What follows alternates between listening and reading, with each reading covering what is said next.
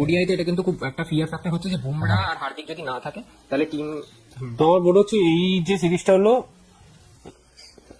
এই সিরিজটা থেকে তোর হার্ষিত রানাকে ভালোভাবে পাওয়া গেল ওডিআই এর জন্য। আর নীতিশ রেড্ডিকে তৈরি তো খুব একটা ভালোভাবে হলো না, ওই ব্যাকআপেই থেকে গেল। Actually Nitish Reddy chance actually Last match টা যদি একটু ভালো করেছিল, আরো ভালো খেলতে হয়তো। ওয়াশিংটন সুন্দর যদি ইনজুর্ড না হতো। হ্যাঁ একদম চান্স পেয়েছে, ওকে খেলা তো মনে হয় না মানে ওয়াশিংটনের অনুপস্থিতিটা মানে একটা স্পিন অ্যাটাককে দুর্বল করলো, কারণ কিন্তু জাদেজার মানে ওরকম বাজে ফর্ম কিন্তু কন্টিনিউ করছে। এটা নিয়ে কিন্তু মানে আগের ম্যাচে লোকে কথা বলছিল, এই ম্যাচে কিন্তু আরো বেশি করে কথা বলছে। ওডিআইতে একেবারেই, হ্যাঁ জাদেজা ওডিআইতে একেবারেই চলছে না।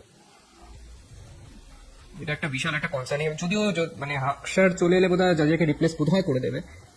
আজকাল কম্পিটিটিভ যুগে এই জিনিসটা কিন্তু অ্যাফোর্ড করতে পারে না ইন্ডিয়া।